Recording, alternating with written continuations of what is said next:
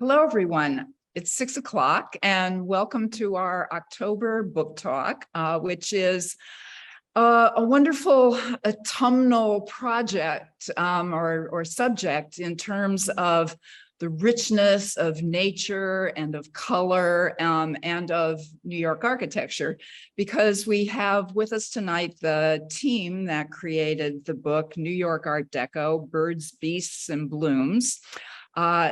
Andrew Garn, the photographer, and Eric Nash, a writer who has collaborated on this project and written the introduction as well as other parts of the narration of the book, which I'm going to hold up for you here in its cover, which you can see and you already do see on the screen, but also in its beautiful golden hued cover and its beautiful end papers of the details of Andrew's photographs.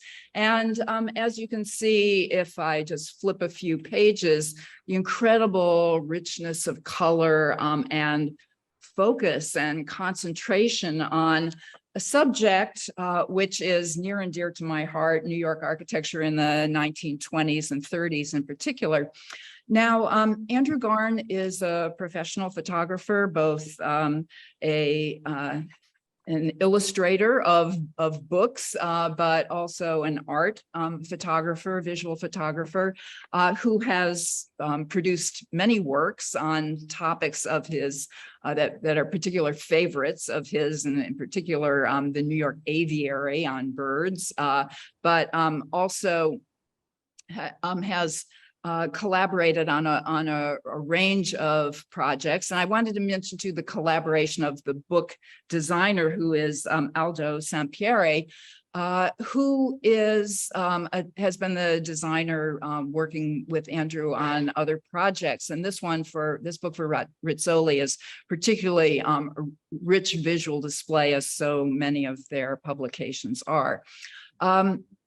The process of collaboration, I hope we'll discuss a little bit as Andrew and Eric go back and forth in their presentation, and I want to let them take over on the screen very soon. But Eric Nash has been a researcher at the New York Times for some quarter of a century. He then has written articles and quite a number of books on architecture, including one on Miami Modern, on MIMO Miami, and the very popular, because it's now come out in a number of editions, Manhattan Skyscrapers, for which I had the honor of writing the introduction of an early version of that. So introduction writers are significant figures in their own in the book process. And Eric is going to go back and forth with Andrew in their presentation tonight, so that we see with all of the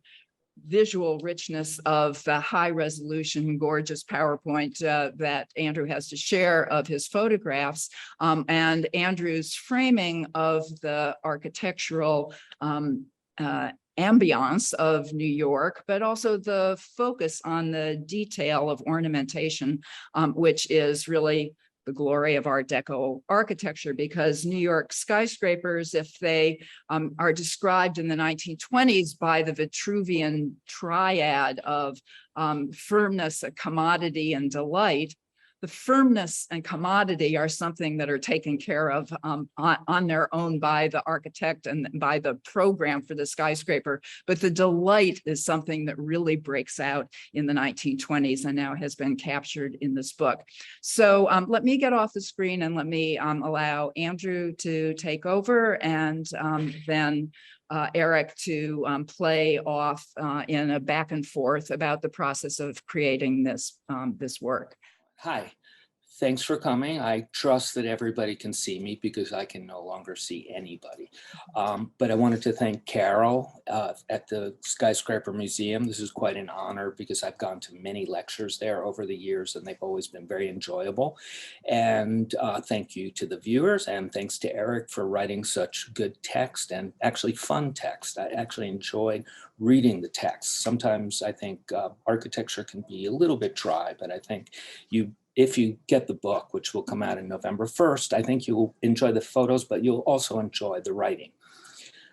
So thank you, and we'll carry on. I think I'll introduce the slides, and then Eric is going to sort of add his 2 cents. So here we have the cover of the book, and we will carry on from here. This is a lovely mural that's been a little bit shop worn over the years at 1150 Grand Concourse, which is the very famous Fish Building. I just wanted to show you this because we always see the mosaic outside, which we will get to later. And this is signed by Renee and C.D. Graves. And in all the research I've done, I could not find anything on them. Nobody really knows much about them. And I think Eric is going to read his text, which I think is a good intro to the whole project, which is also on the page. You can read along. Eric? Oh, it seems a little chopped off on mine. Is there... Oh, you know what? Change your gallery view. If you see in the upper right-hand corner, there's little boxes, and you can actually close the little windows with our pictures. Oh, okay. Or do you want me to read it? Yeah. I have a wonderful speaking voice. Okay. Okay, take it away. These are the words of Eric P. Nash, who you see in the little window. Art Deco in New York is forever associated with the fizzy energy of the Jazz Age. Flappers, speakeasies, the gleaming tiara of the Chrysler Building. Everything that was new and swelligant about the second decade of the 20th century, but its stylistic roots go much deeper. One critic noted that Deco's influences range from, quote, the ancient past to the distant future. Deco is easy to recognize, but as difficult to pin down as a blob of mercury. And that, I think, really captures the book. So we are going to start, we're going to start here with Henry Lee Meter. It could be argued that he's a little bit pre-Deco. But if you look at his imagery, he's taking influences of American West, Mayan, Navajo, Aztec influences, and he's sort of pre-imagining Deco in our estimation. And we spoke to people at the Art Deco Society about this, and they agreed that this could be considered part of the Art Deco canon. Would you say so, Eric? Yes, and it's a fascinating sort of emergence from the neoclassical. The central image is a bucranium, that is a cow skull or ox skull, which you find on neoclassical buildings. But this is one like we've never seen before. It's got horns, it's got, I don't know, corn tassel earrings. There's Mayan faces surrounding it. It's extraordinary. Mm-hmm. Okay, and then this is actually a project before 1 year before the Cliff House, which we saw before, which is on Riverside Drive. This is 154 West 14th Street from 1913, and this is a really interesting conglomeration of neoclassicism, but also the sense of Deco is creeping in. Yes, it's really both in one. The top line is called an antefix. It's a neoclassical motif of many acanthus leaves. Then there's the cornice. Then we have rosettes standing out against a row of modillions, the little squares, on top of a blue and white egg and dart molding. What's extraordinary here is the coloration. Yes. Okay. Now this is quite an interesting building. This is called the Madison Belmont Building, and you may have passed it. It's on the corner of 34th and Madison. And in fact, it's actually two buildings in one. The architects of record are Warren and Wetmar, and they sort of did the top part of the building from the fourth-story base up. And if you look at that, you might say, that's sort of neo-Georgian. It's all red brick. But if you look the 4 stories below that, which is the base of the building, it's got the most incredible ironwork, and we see some details here that was mostly carried out by Edgar Brandt. It's in all the windows are framed by this incredible curly Q ironwork and flowers and all sorts of sort of hybrids between flowers and gears. If you look at this carefully, they're not so much floral and decorative, but they're sort of anticipating the machine age. Yes, and just as an anecdote, Brandt did all his work from commissions in his Paris studio. He only came to America once when France had already fallen to the Nazis. He sailed over on the Normandy, for which he had done the silverware, the flatware, actually. Mhm. And he didn't even visit this building. He went straight to Washington, D.C., because he was also making mortar cases, artillery cases for the US Army. And as a French patriot, that's the work he was most proud of. This is a personal favorite of mine. This is the New York Telephone Building, also known as 140 West Street. This was considered the first Art Deco skyscraper in New York City in 1927. And Ralph Walker was the architect who ended up doing many, many buildings for the telephone companies, New York Telephone, AT&T, and they're scattered all throughout the city. And this one particularly is pretty amazing. It's got these beautiful, it has these beautiful setbacks, but each one of them is embellished with these floral motifs with sort of pelicans and Proteus flowers. And then of course we have this elephant that's ears sort of look like they're turning into wheels of an automobile. Yeah, this single building made Ralph Walker's career. He left Voorhees, Mellon, and Walker to found his own wildly successful firm. And in 1957, he was anointed Architect of the Century by the New York Times when he was awarded the AIA's Centennial Gold Medal. But it may have been a rush to judgment. 5 years previous, Gordon Bunshaft of Skidmore, Owings, and Merrill executed the all-glass curtain wall lever house, which rendered the masonry facade obsolete. Mm-hmm. And talking about that masonry, it's pretty interesting because they cast this out of stone. It's not carved on site. It was taken to the building site, and this was done by the designs of Ulysses Ricci and John de Cesare. And sort of fast forward to the future, this building happened to be right across the street from the World Trade Center, and it remained remarkably intact. There was a huge hole in it, but it was very easy for them to reproduce the details because they had the stone molds already. And we're going to look, this is the interior, which is quite amazing. And I don't believe it's been shown too much in books, as far as I know. The ceiling it's block long. It goes from West Street to the other, which is whatever the West Street is. And it's got 6 murals, and each one of them depicts communication in different stages of history. So one of the first ones are American Indians making smoke signals. And then we see the centerpiece mural where we see this sort of goddess of telephone communication covered in wires, and you see the candlestick telephone and the telephone poles around her. And then she's standing over this incredible pendant lamp with tree roots and floral motifs all over it. And then there's more vines that line the entire ceiling that go all the way back. And on either side, we see different details. Those are the elevator cabs with these sort of crown pigeons facing each other. And on the right, we see these amaranth flowers draping down. And below that, we see flying fish and starfish. It's just like chock-a-block with flora and fauna. Yeah, it occurs to me the lantern almost looks like her skirt.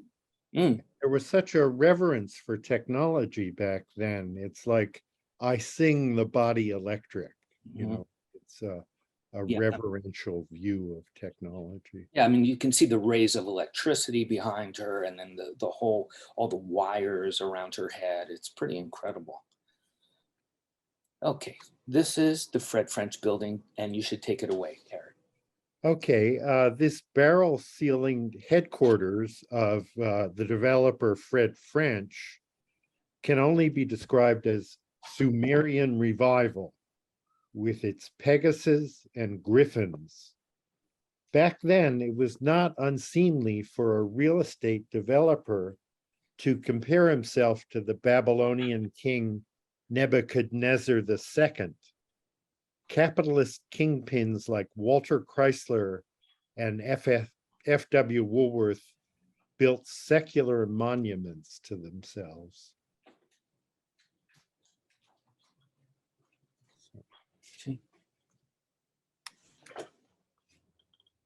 And here we see the exterior. This is by the crown of the building. And you want to talk about this with the griffins and the rising sun and the beehives and the pilasters and the coloration. Yeah, there's so many things going on here. It's neoclassical, it's Sumerian, and it's actually Arabic. We have a border of rosettes with a vermilion foil. We have a Vitruvian wave underneath in ultramarine. We have griffins. We have flanking Corinthian pilasters. And we have beehives, traditional symbol of thrift and savings, but they look exactly like the Great Mosque of Jerusalem, which only relates to the gates of Ishtar in its coloration. So they've combined many things here, but it's wonderful. Yes, I recommend stepping into the lobby. They're fairly friendly there. They enjoy people that admire their lobby. And below we have Sumerian horseback archers with bow and arrows, and they're hunting hounds among palm trees. So it's very fantastic.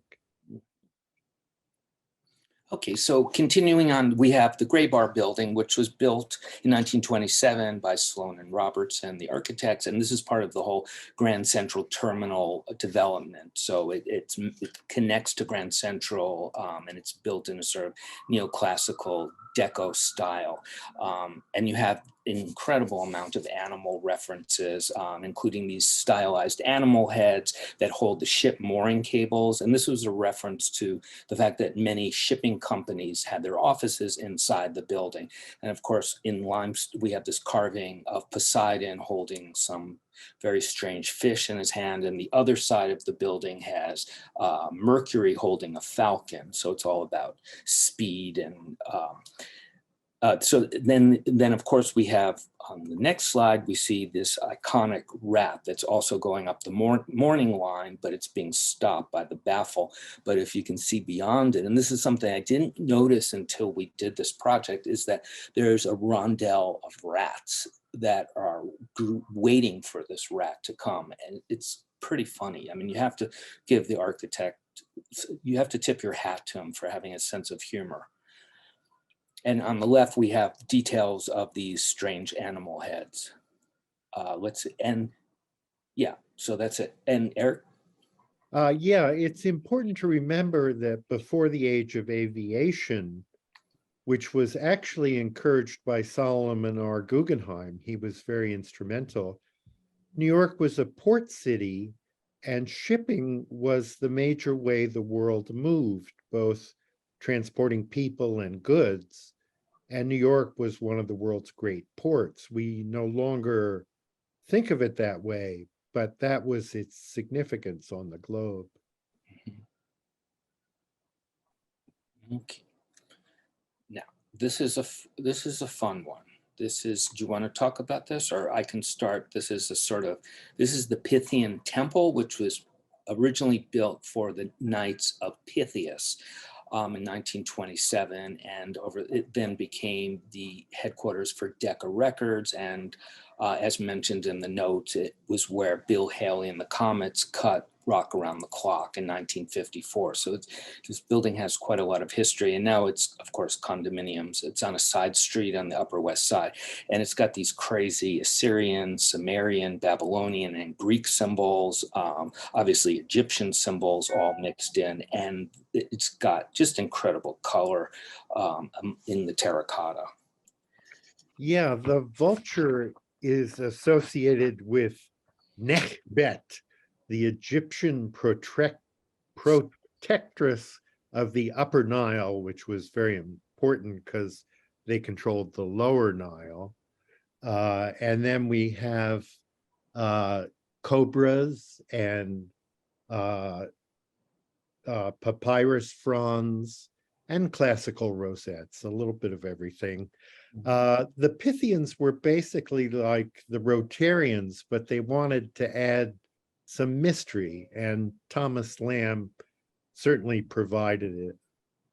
And it should be mentioned that Thomas Lamb was a theater architect, known for his theater design. So it kind of makes sense when you see this. And this is another detail over the door. And again, you see the cobras and you see the wings, the feathers, see the papyrus leaves in ultramarine with this sort of apple green below it and this sort of mustardy color all mixed in. It's very colorful. Yeah, and this winged disc with flanking serpents is the Egyptian symbol of divinity, royalty, and the disembodied soul. So they were kind of reaching depths.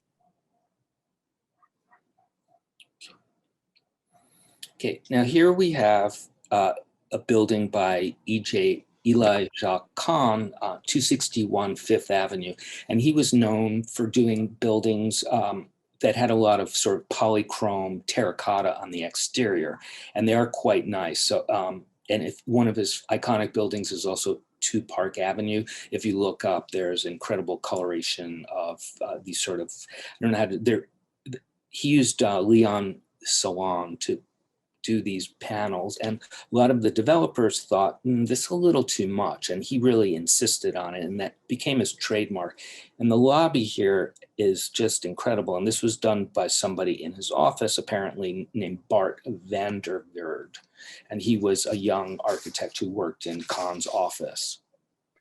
Yeah, van der Veerde came fresh out of the Netherlands, and interestingly, he was influenced by a recent European edition of the work of Frank Lloyd Wright, whose career went through many phases and was actually kind of in penumbra here. So in a sense, van der Veerde reintroduced Wright to the United States. It came full cycle. Mm-hmm.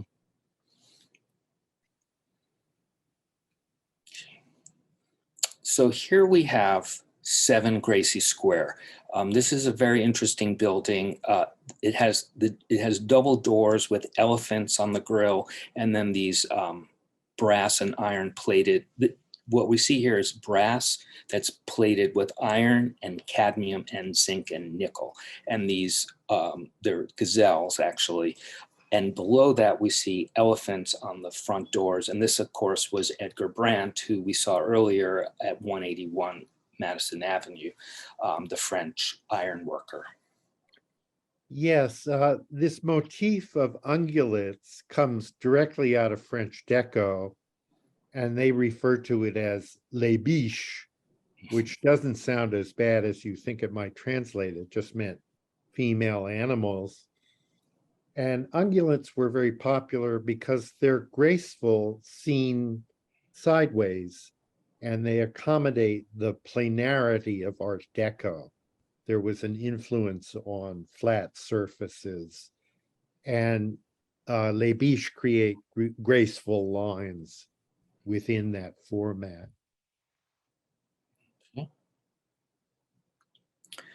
Okay, and here we have one of the most fabulous buildings ever. This is the Channen Building, which is sort of diagonally across the street from the Chrysler Building. But of course, the Channen Building came first, and the frieze around the storefronts, above the storefronts, are spectacular. This is again Rene Chambellan, and Eric's going to talk about the sort of references to evolution. Yeah, part of the thesis or theme of our book was that this kind of decorative Art Deco was a way of softening the blow of the machine age, of science and advanced technology. So this is a subtle representation of evolution.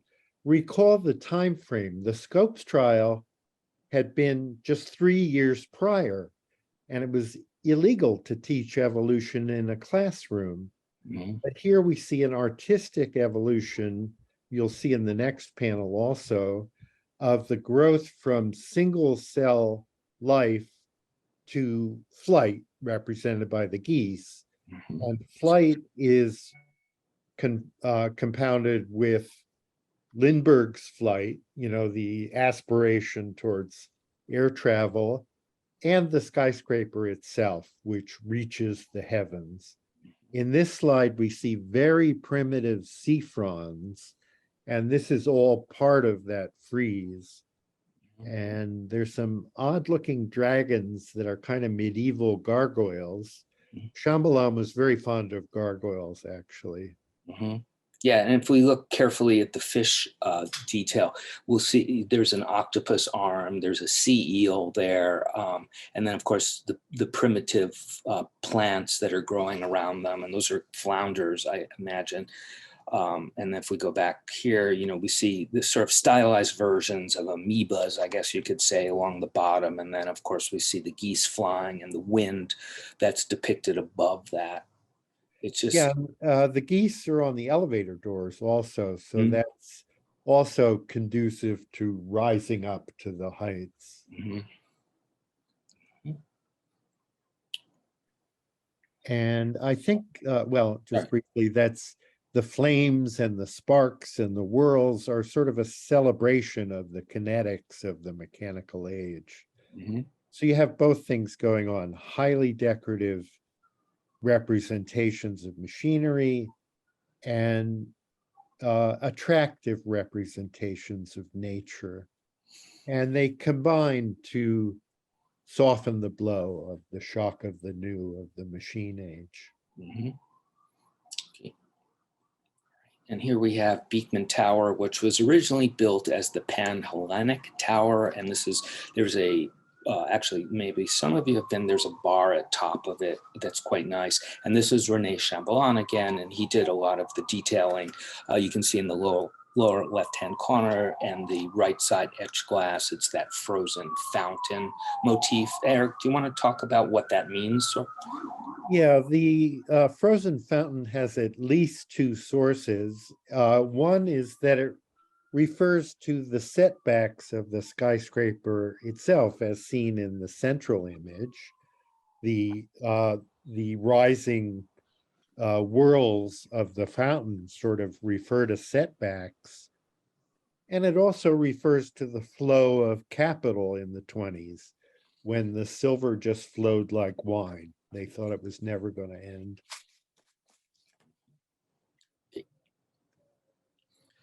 Okay, and here we have a couple of outliers, I guess. These are from the Bronx, so that's what ties these together, but I didn't want to forget these. And of course, the book has a lot more than what we're seeing tonight.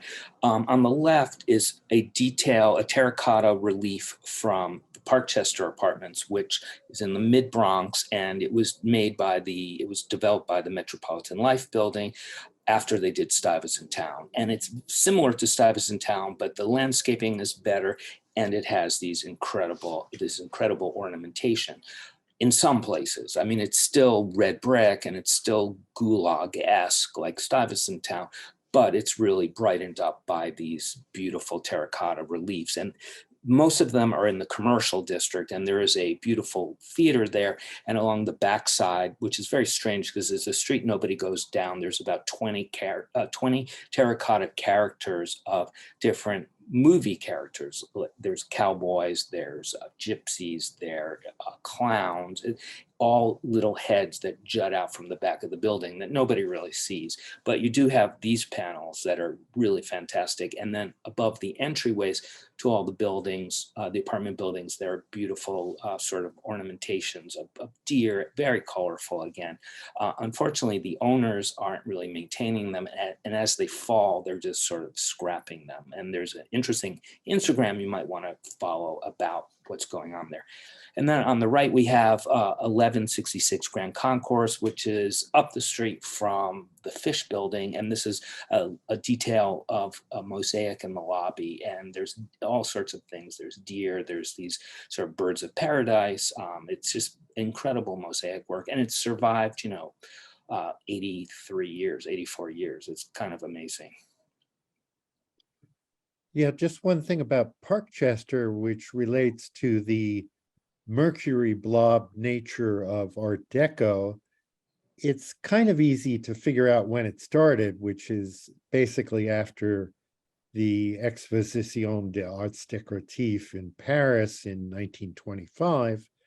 But it's very difficult to figure out when it ends. This is late into the Depression, and it may even go further. So they were still doing Art Deco even past the 20s. It's not bookended by the 20s. Yeah, absolutely.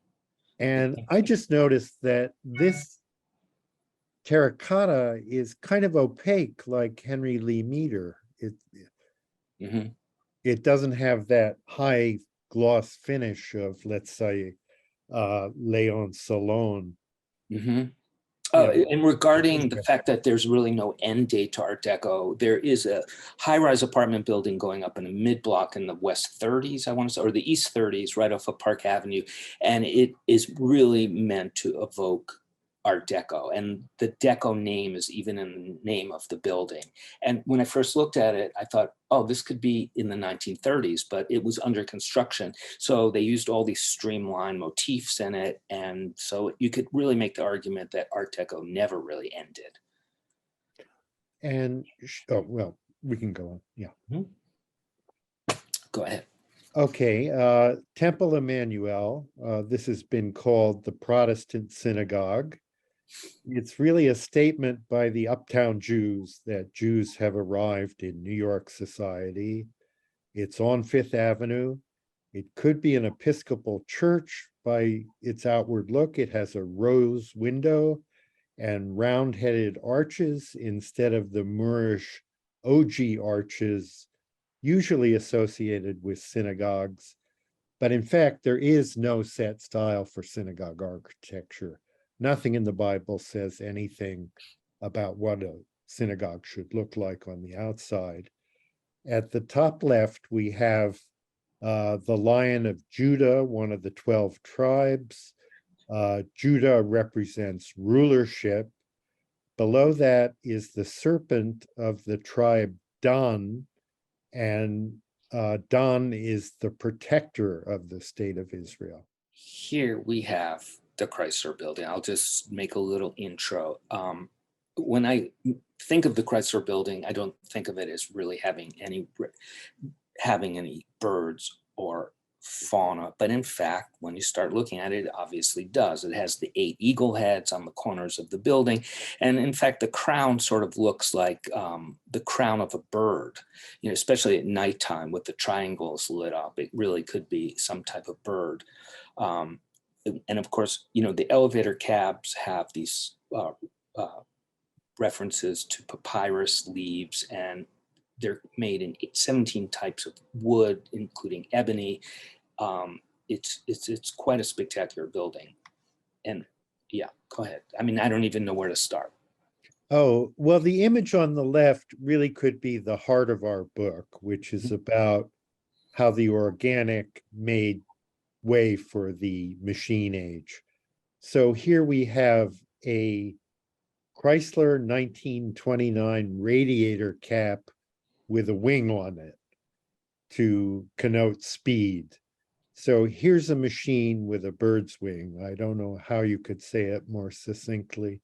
Yeah, it's interesting when you start looking at the details of the Chrysler Building, you realize much of it is made in brick, which you think of being an older building material. And in fact, that hubcap, the hood ornament thing of the wing, it looks like it's bolted onto the brick, almost like an afterthought, like, let's make this building look modern.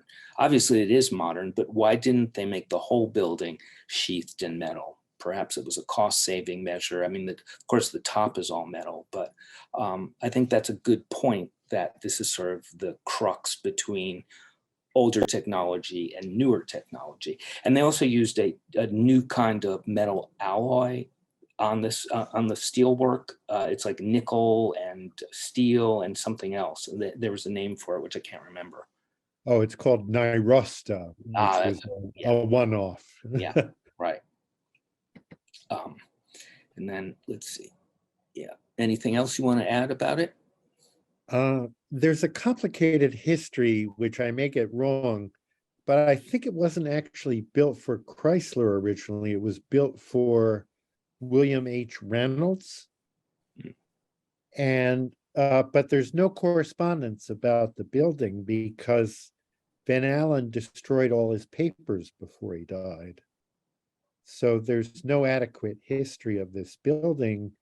And he didn't do a whole lot else. He did some child's restaurants in Manhattan, which was an old chain. Mhm. And Horn and he Harding. did a resort hotel in Long Island, Yeah. but he did precious little work. And this is extraordinary. It just seems to come from nowhere. Mhm. Yeah. Was the Reynolds you're talking about, was he part of the Reynolds aluminum family? No, I think he was connected with amusement parks. Oh, okay. Yeah. Okay. All right. Well, carrying on. So here we have St. Bartholomew's Church on 50th and Park. And from the outside, you wouldn't really suspect that this is an Art Deco building because it's actually really not. Bertrand Goodhue is the architect. But once you walk inside, it's a riot of mosaics, mostly by Hildreth Mayer. And you see on the left side, this is one of 3 narrexes, which are the entry domes when you come in. And you see octopuses, fish. And to the right, we see that's looking up over the altar. We see a dove and all sorts of other symbolism, flowers, and I think Eric can. And just the colors are just spectacular. You know, just mixed in. It's almost like she just had a way with color that was just incredible. Yes, these narthexes, the domes, represent the gods creating the world in 7 days. I think it's also a little poke at the importance of evolution, because she starts with really primitive creatures again, not with the creatures of the field that we usually think of.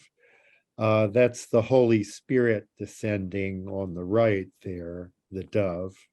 It's got a halo around its head. And just as a little filler, Mayer was working on both Emanuel and St. Bart's at the same time. So she had to pause and say, when she had to pause and remind herself, Park Avenue, Episcopal, Fifth Avenue, Jewish. Here's some more details.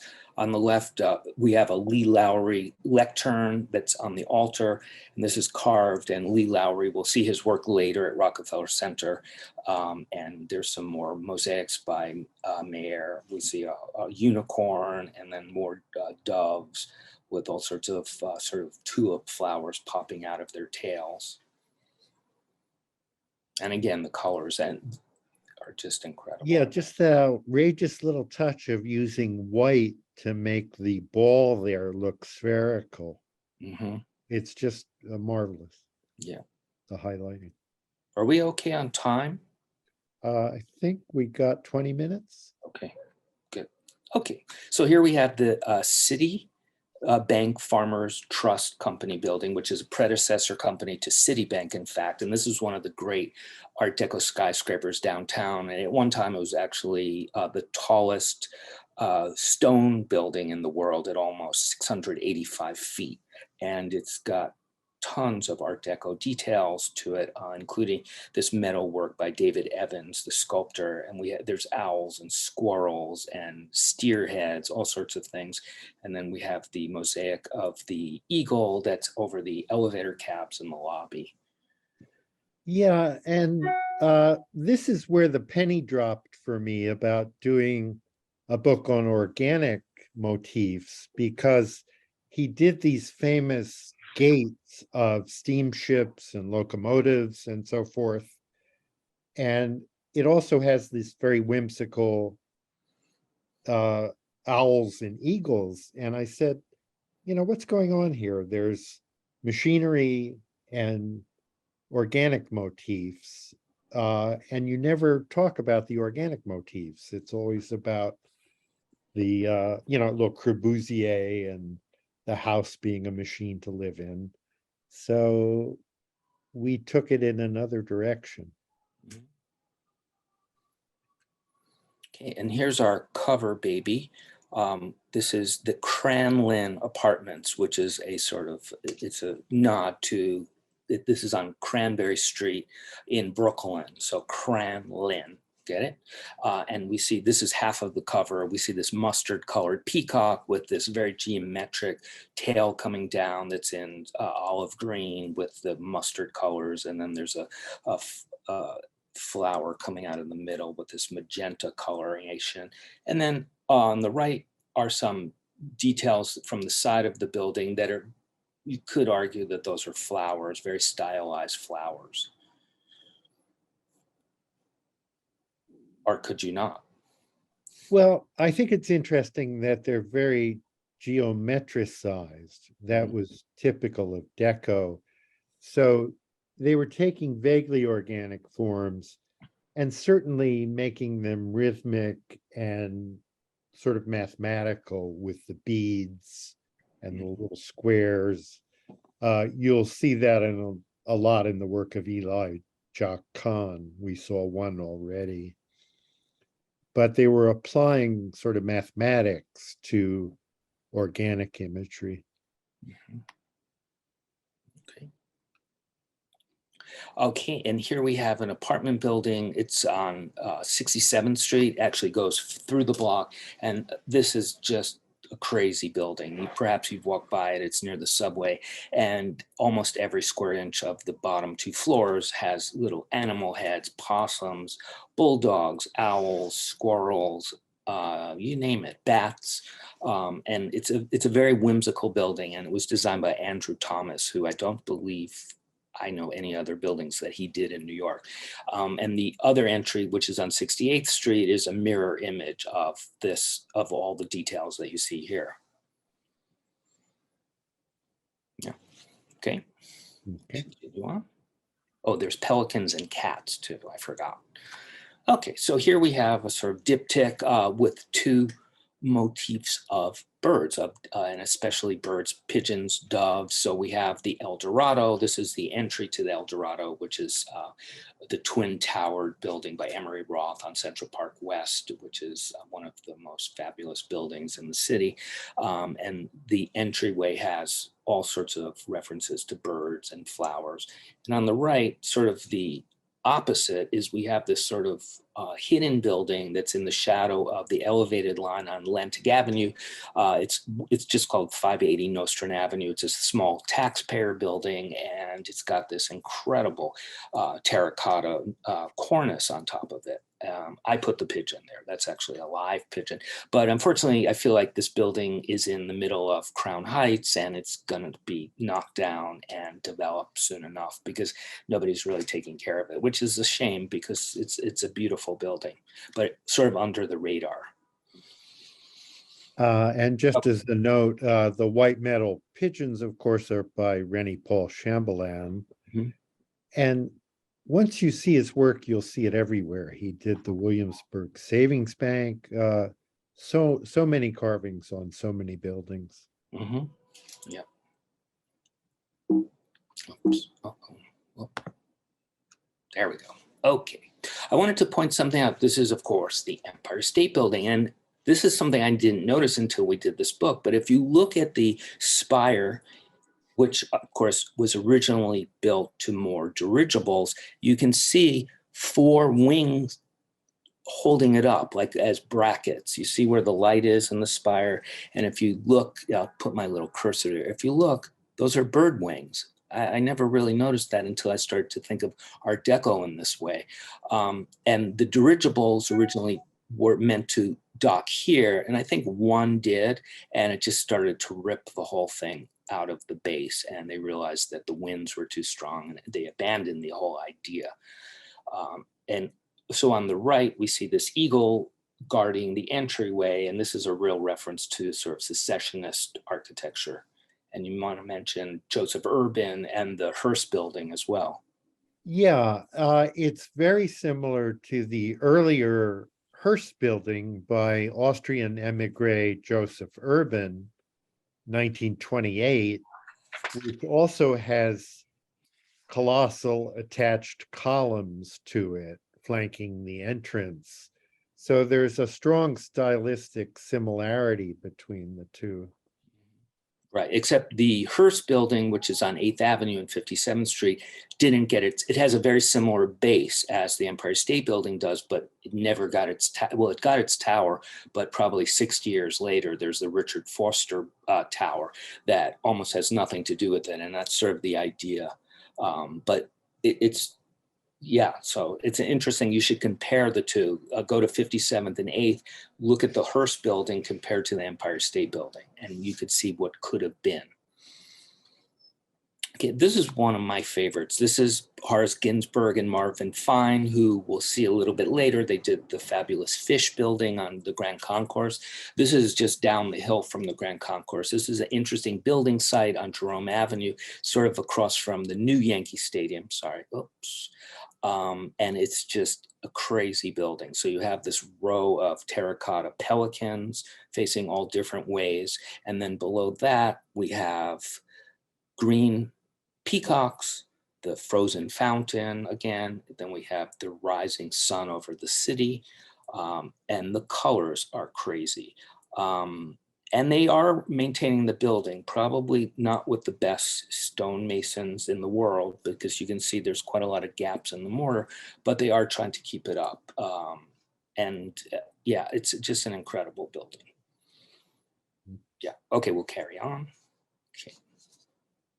So this is the Hermann Ryder Junior High School in the South Bronx. And again, this is a reference to sort of Viennese secessionist styles. You see the figures holding the books open, and those that could really be in Vienna. It doesn't look like it's in the Bronx at all. And you see the tower is tilted 45 degrees to the building itself, which is quite interesting. And it has the tiered top, which is very Art Deco, with the flowers all around it. Yeah, the tower set on the bias reminds me of Ralph Walker's Telephone Building. Mm-hmm. Yes, definitely. And then the top is concentric terraced cylinders like a Babylonian ziggurat. So you have a ziggurat on top of a secessionist base, which is interesting in itself. Mm-hmm. And it's also Al Pacino went to school here. So. Oh, yeah. Oh, that's good to know. Yeah, useful information. Okay, so here we have the Waldorf Astoria, which is under construction right now. So we could only really show some details, and it has a fantastic eagle holding the flag, and it has this strap that's holding up the actual pole with flowers all about it. And on the left is a really futuristic looking rendition of flowers, I would have to say. And I think to me, those look like cocoa beans that are carved into the limestone. Yeah, and here we see again the geometric expression of the vegetal. So they're combining sort of science and organic imagery. Mm. Okay, and here we have the City Service Building, which is also known as 70 Pine Street. This again is another one of the great downtown Art Deco skyscrapers that is sort of on a very narrow street, but you really have to look up to get to enjoy it, because it has tons of details on it, and it's setbacks. It's a very spectacular building. And here on the lower floors, we have these Art Deco details of the sort of frozen fountain, if we look, and then above that we have an aster flower, and then there's two sort of swallowtail butterflies that are taking nectar from it. Yeah, and these could be the rays emanating behind the tower, mm-hmm. which is an image that goes all the way back to medieval Germany and cathedrals. Mm-hmm. And it's repeated over and over. You'll see it in the lobby of the Empire State Building behind a gigantic bas-relief of the building. Mm-hmm. So skyscrapers were really it in the 20s. That was the And another entry that's not sure it's actually on Pine Street. There is a small 3-story model of the building that's built into the entryway, and it's really worth taking a look at. It's got all the setbacks. It's quite spectacular. It's an homage to itself. Okay, and here's unfortunately, the only Art Deco entry in the book, and this is the fantastic Ambassador Apartments. And I've heard that Humphrey Bogart may have lived here, but I don't know for sure. It's near the ferry. It's in St. George, Staten Island, and this is Luciani Pisciata, the architect, who I don't know of at all. And the colors are just fantastic. You know, that mustard yellow, which we see quite a lot, and that sort of cobalt blue together is spectacular, offset with silver and white. It's just amazing. Yeah, I suspect René Paul Chambellan must have been ripped off a lot, because the frozen fountains aren't quite even here. They look a little handmade compared to some others. So some people may have been copying his work. I have some in my lobby actually on the ceiling, and I don't know if they're original or knockoffs. Okay. Here we have another Ralph Walker building. This was for the AT&T company, and this was their Long Lines building. And the idea of these ceiling mosaics, also done by Hildreth Mayer, are the golden lines are the cables that are connecting the world. So each one of the continents, again, is represented by these sort of non-PC depictions of primitive peoples, I guess. And you can see they're actually looking to receive the information. They're not really giving it. They're sort of languishing there and just waiting for technology to sort of come their way. But the colors, again, are just great. And each corner of the lobby has a different continent.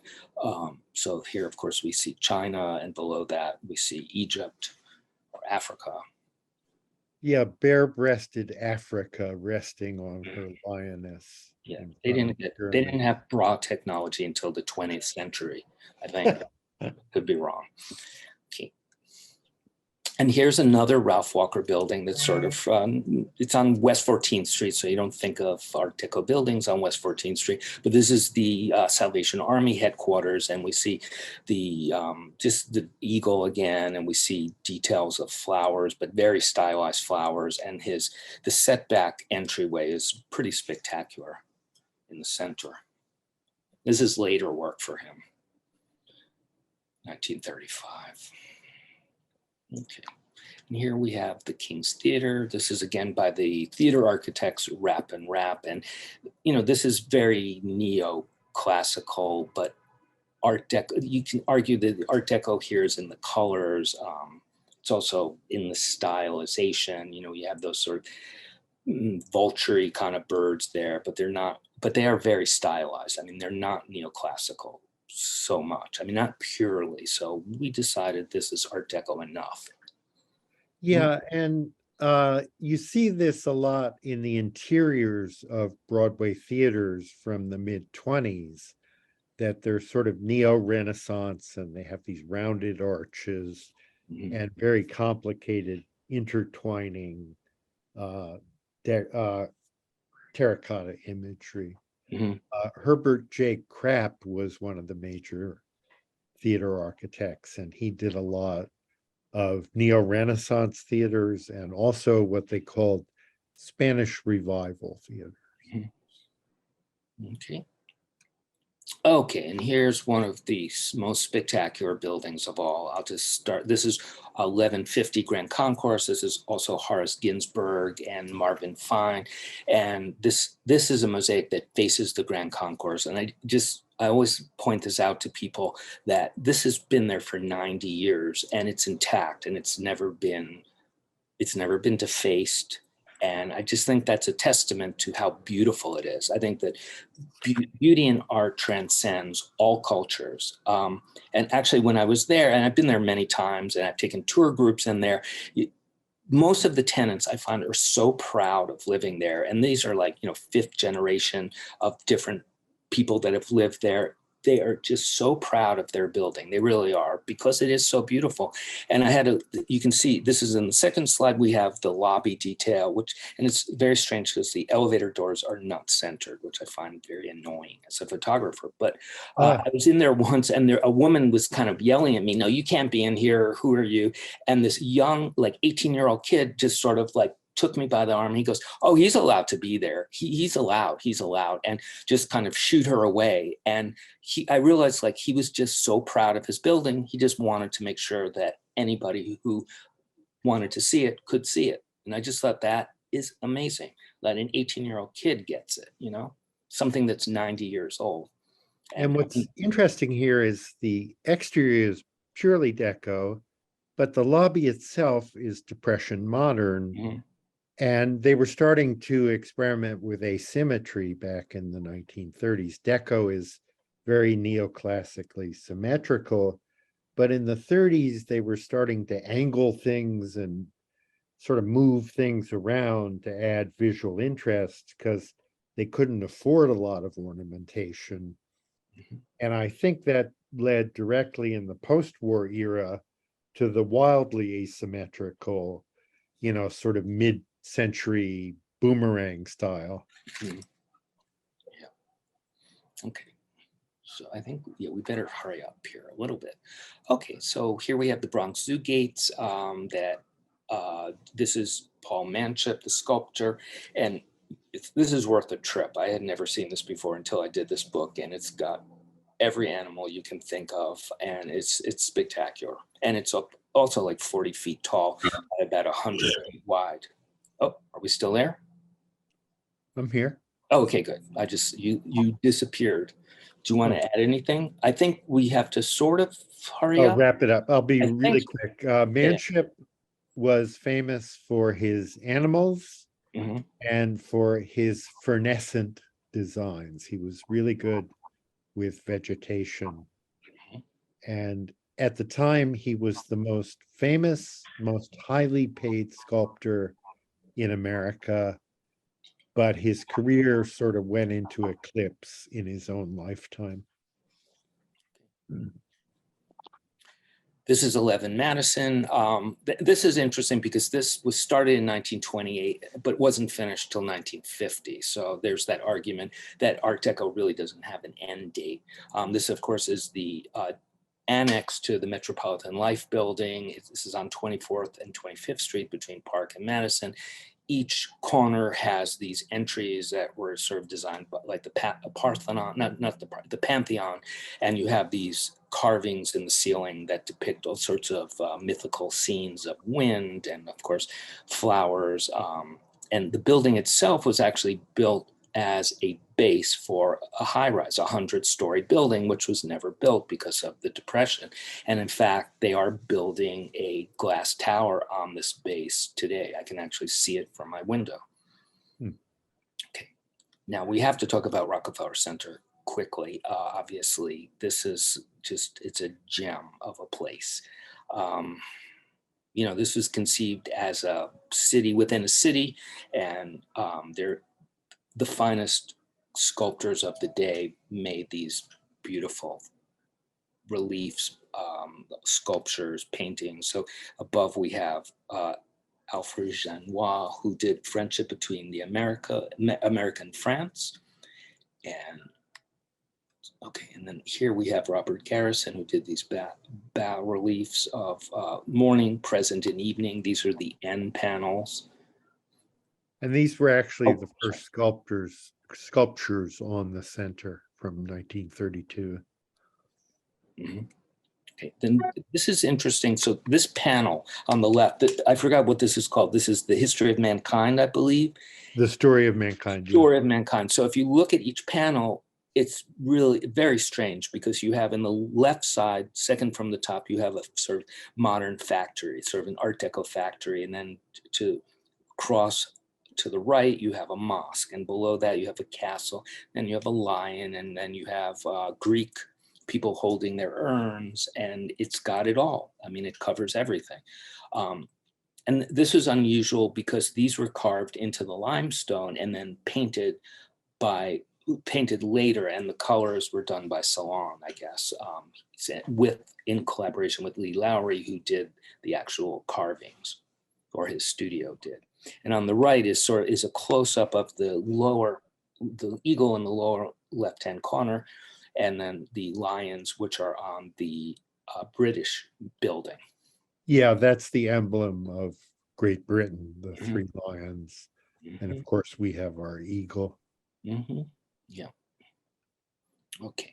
And here we have the Brooklyn Public Library. Do you want to take it? Yeah. The grill you can see in the middle there are two pylons that flank it. And the grill in the middle has famous figures from literature done by an English sculptor named T.H. Jones. And you can see his initials in the base of the cat there at the top left. Hardly anybody remembers, but that's Mehitable from Archie and Mehitable by Don Marquis, illustrated by the great George Hermann, who did Crazy Cat. It's one of my favorites, but it's lost history almost. And don't Next to that, below that is Moby Dick, of course. And on the pylon, the left pylon is the history of knowledge, and the right pylon is the development of the arts. So here we have the wisdom of the Hebrews with another lion of Judah. And that head there is the bald pate of Pythagoras contemplating a perfect triangle. Right there. Okay, here's some more details. This is Babe the Blue Ox, which is on that screen that we saw before. And that's the serpent at the foot of Athena, representing the knowledge of the Greek civilization. And she was also known for her power over the death of her enemies. Andrew and Erica, we're just at 7 o'clock or a little bit after. Okay. So we can make sure we keep people's appetite for buying a book still. Oh, yes. Okay. I'll run through this very quickly. So these are some details, subway details. I worked on a book on the subway about 15 years ago, and I got to photograph some of the collection of the Transit Museum. And some of these things obviously are not in the transit system anymore, but they do keep them. And this on the right is the seahorse from the sign at the Gray Bar building, which is just an amazing sculpture. It has two seahorses. And of course, the eagle is from 33rd Street, but that's still there. And then this is our second to last slide. This is the ceiling of 2 Park Avenue, another Eli Jacques Kahn building. And the mosaic is sort of meant to be like a sort of Asian carpet, Oriental carpet. Yeah, it was done by Shamoun Nadir from Bombay. I didn't mean to short shrift him. As part of Khan's and that's it. So this is the book, and it will be out actually on November 1st, and it's available. Is it available through the Skyscraper Museum? It is. It's in our bookstore right now. So I do think some books have been shipped already. So oh, great. Oh, that's good to know. I did not know that. Okay. They can get an early copy at our bookstore on Thursday through Saturday. Oh, good. Yeah, so while we don't have time really for questions either from the audience, I'll make a few maybe concluding comments, as well as thanking you so much for such an incredibly rich presentation and the fascinating both framing and the kind of tidbits that close looking in every aspect of the definition of close looking, whether it's the examination of details or, noticing things after poring over for a long time and seeing things anew by the concentration on an object is what I think you've shown us both in kind of research and scholarship and discoveries that relate to the kind of the inspiration that you see in the artwork that you've shown us tonight. So thank you so much for that. If I could ask maybe one or two questions of your own opinion of how you've come to understand this work, both through research, but also the encountering of the work in the city.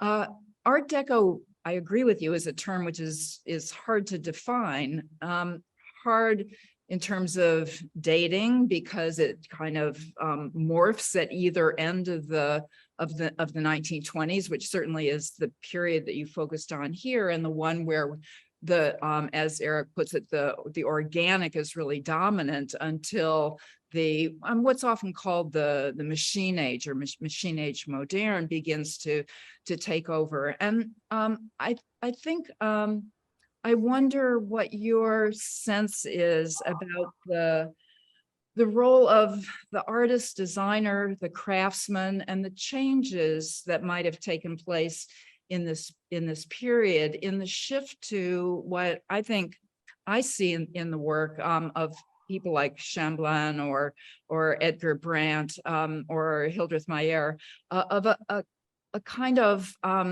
rise of the artist as a brand identity that helps to sell the work, I don't want to use the word commercialize, but to sell the work as artwork instead of as craftsmanship. Although craftsmanship certainly plays an important role in the execution of this work, of the terracottas, of the painting, of the polychromy, of the ironwork that needs to be done in a foundry, executed to an artist's design. But it reminds me in the late 19th century of this kind of dialectic or debate that appears between the medievalists and the moderns, the critiques of William Morris or Augustus Welby North Pugin, who find in craftsmanship and the joy of work that comes out of the medieval guild tradition.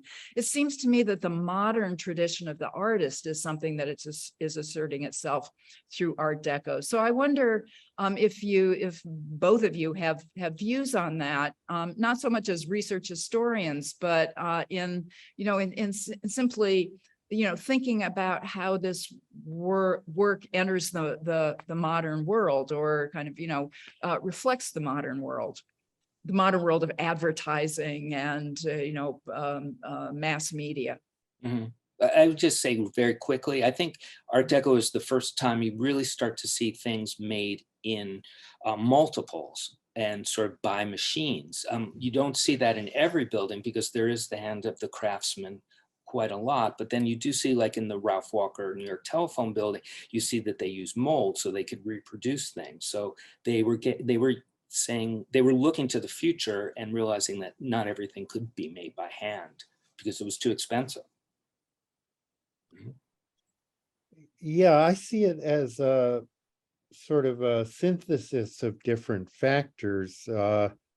It comes out of the Beaux-Arts tradition, where you had individual famous sculptors like Daniel Chester French and a number of others, Carl Bitter, Frederick MacMonnies, who were known as artists, not craftsmen. They weren't doing, even though they were working in connection with architects, they were artists in their own right. So I think the Deco people craved the similar recognition. And as Andrew said, it is an age of mass reproduction. And you have things going on like in the tenements where they're knocking off cast iron cornices and just everything you could imagine without having an artist produce it. So I think the Deco people wanted to establish their own individuality as a brand, as a trademark, as you say. And interestingly, at Rockefeller Center, there was sort of a band of artists. There was Lee Lowry, there was Leon Solon, all working together, René Chambellan. So they teamed up often. to create their effects. And they worked with Bertrand Grosvenor Goodhue, was associated with Lee Lowry and with Hildreth Mayer.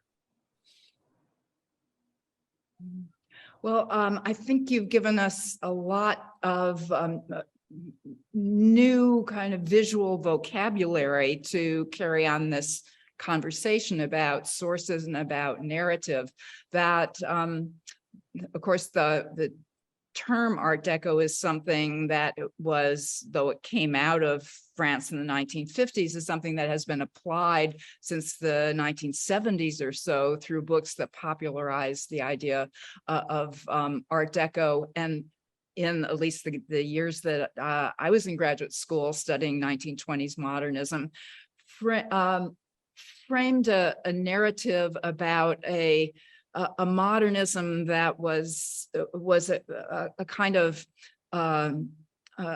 second rate.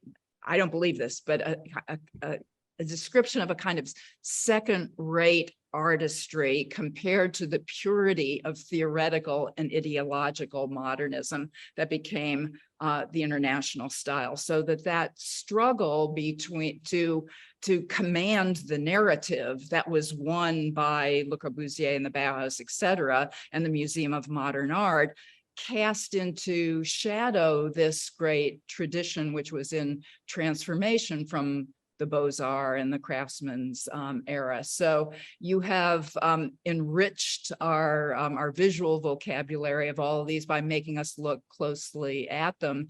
And I think there's many conversations that we can have about the meaning of Art Deco and crafting a narrative that gives it full weight and dignity as one form of modernism that is parallel with the more social, theoretical, political modernisms that prevailed in the 1930s. So thank you so much for sharing all of your work with us tonight. And people, please go and look at this book in a bookstore, and I'm sure you'll be carrying it out as a present for yourself or for someone else in the Christmas, Hanukkah season.